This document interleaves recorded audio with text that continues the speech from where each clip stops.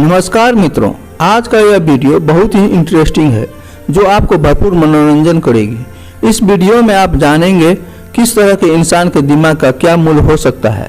एक बहुत ही उलझे सवाल को सुलझाने का कोशिश किया गया है जो आपके दिल को रोमांच से भर देगी, इसलिए वीडियो को अंत तक देखने का कष्ट करेंगे। तो आइए चलते हैं और समझते हैं कहानी को।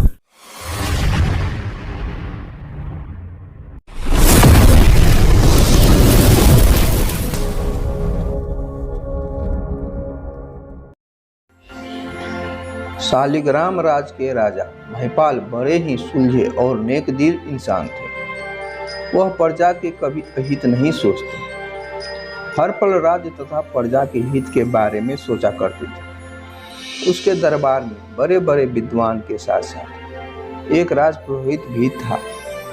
राजपुरोहित बहुत ही चतुर, बुद्धिमान तथा समझदार व्यक्तित्व के धनी व्यक्ति थे। राज के साथ जनता के भलाई के बारे में विचार विमर्श करने के लिए रोज दरबार लगता था और रोज नया नया योजना जनता के हित के लिए बनाया जाता था। फिर उसे यथाशीघ्र कार्य में लिया जाता था, इसलिए वहां के जनता खुशहाल जीवन व्यतीत कर रहा था। किसी भी किस्म के कोई परेशानी आ भी जाती तो फिर उसे चुटकियों में हल कर लिया जाता था। हर दिन हर समय शालिग्राम राज्य तथा वहां के प्रजा दिन दूनी रात चौगुनी तरक्की कर रहा था। राजा, मंत्री तथा राजपुरोहित की बुद्धिमानी के चर्चे इंद्रलोक में भी होने लगा था। इस बात को इंद्रप्रस्थ के राजा इंद्र कुमार सहन नहीं कर पा रहे थे और उसे शालिग्राम के राजा महिपाल और मंत्रीगण से ईर्ष्या होने लगा। इसलिए राजा महिपाल और राजपुरोहित के बुद्धि का परीक्षा लेना चाहे।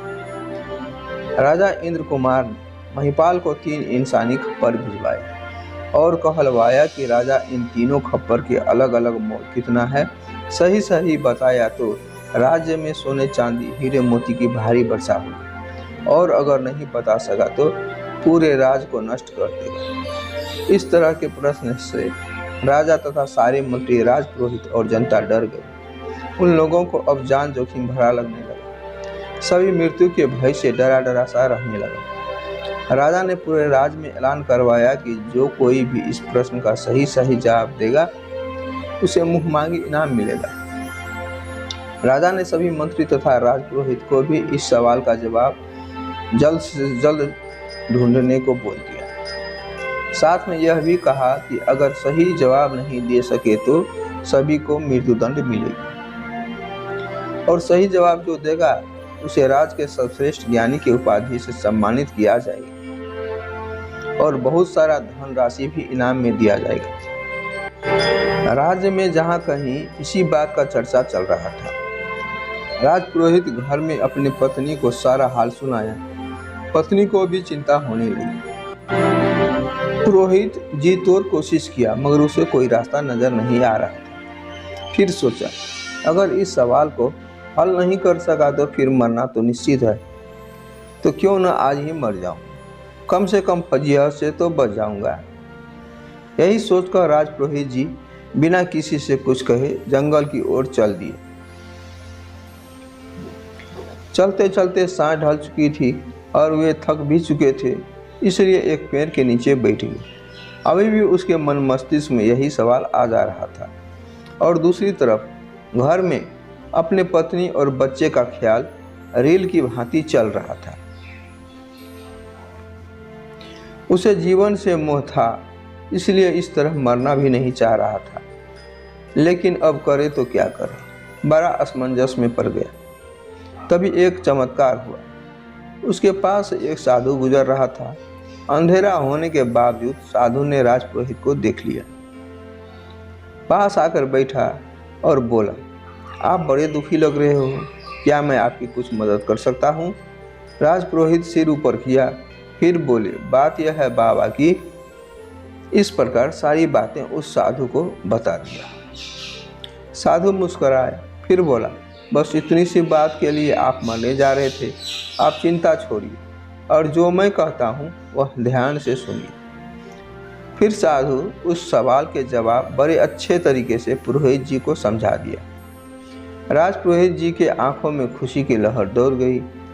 उसे विश्वास ही नहीं हो रहा था कि इस समस्या का समाधान इतनी आसानी से मिल जाएगी। उसने साधु को दंडवत प्रणाम किया और कहा, आपने मेरे और इस राज के जनता के प्राणों की रक्षा की है, इसलिए हम लोग आपकी सदैव आभारी रहेंगे। इस राज के जनता हम भी हैं, इसलिए इस राज के प्रति हमारा भी तो कुछ फर्ज बनता है। साधु बोले। कुछ देर अतिरिक्त बात विचार करने के बाद राजपुरोहित जी साधु को धन्यवाद देकर अपने अपने रास्ते चल दिए। घर में पत्नी ने पूछा, आप कहाँ चले गए थे? तो उन्होंने जवाब दिया। उसी प्रश्न के जवाब को ढूंढ लिया और जवाब मिल भी गया।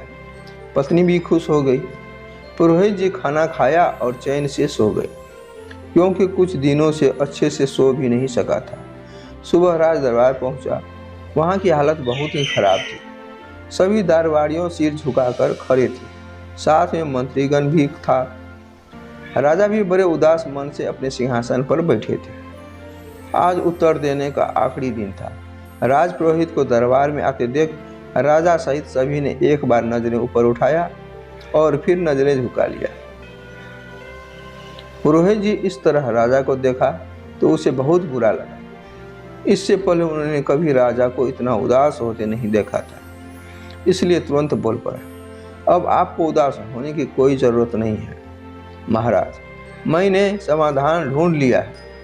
पुरोहित जी की आवाज़ वहाँ के खामोशी को चीरकर राजा सहित सभी के कानों में पड़ा। सभी के कानों को ऐसा लगा जैसे किसी ने मिश्री घोलकर डाल दिया। एक साथ सबने चौंक कर कहा, क्या कहा आपने? समस्या का समाधान ढूंढ लिया आपने? हाँ, अब किसी को चिंता करने की जरूरत नहीं है, आप लोग निश्चिंत हो जाइए। पुरोहित जी बोले। राजा जो खामोश बैठे थे बोले, मगर कैसे? मैं बताता हूँ महाराज। पुरोहित जी एक दरबारिया को कुछ सलाई के कांटी लाने को कहा। दरबारिया सलाई के कांटी लाने के बाद वहाँ रखे 3 इंसानी खप्पर से एक खप्पर को उठाकर सलाई का एक कांटी उसके कानों में डाल दिया। फिर उस खप्पर को चारों ओर हिला डुला कर देखा, कहीं से भी कांटी नहीं निकला। पुरोहित जी बोले, इस खप्पर वाले इंसान बहुत ही गंभीर किस्म के रहे होंगे, इसका भेद कोई नहीं जान सकता होगा, इसलिए इसका मोल अनमोल है। फिर दूसरा खप्पर उठाकर अपने हाथों में लिया और उसके कानों में एक कांटी डाल दिया। उसे भी हिलाया डुलाया तो कांटी उसके मुंह से निकलकर बाहर आ गया। पुरोहित बोले, इस खप्पर वाले इंसान सोच विचार कर बोलते होंगे, इसलिए यह खप्पर का मूल्य 20,000 रुपया है। अब तीसरा खप्पर उठाया और उसके कानों में भी कांटी डाला। कांटी मुंह से, आंख से, कान से, सभी जगह से निकल गया। तो पुरोहित जी बोले, इस खप्पर वाले इंसान को बात पछता नहीं था। कान से सुना और सुनते हैं जिस किसी को भी जहाँ भी बोल देता होगा, बात इसके दिमाग में थमता नहीं होगा, इसलिए इसकी कीमत सिर्फ और सिर्फ 2 कौड़ी की है। राजा अपने आसन से उठा और पुरोहित को कसकर गले लगा लिया। खुशी के मारे सभी के आंखों से आंसू छलक गया। तुरंत तीनों खप्पर पर उसकी कीमत लिखकर इंद्रलोक के राजा इंद्र कुमार के पास भेज दिया। राज में भी ऐलान कर दिया गया, किसी को घबराने की जरूरत नहीं है, समस्या के समाधान कर लिया गया है। राज में भी लोग खुशी से झूम उठे। उस दिन पूरे राज में इस महाखुशी के अवसर पर दीपावली मनाई गई और राजपुरोहित को ढेर सारा इनाम देकर राज के सर्वश्रेष्ठ ज्ञानी होने का खिताब दिया गया। सीख: जो इंसान हाथ, मुंह, नाक, कान सही जगह और सही समय पर उपयोग करता है, वही व्यक्ति सर्वश्रेष्ठ कहलाता है।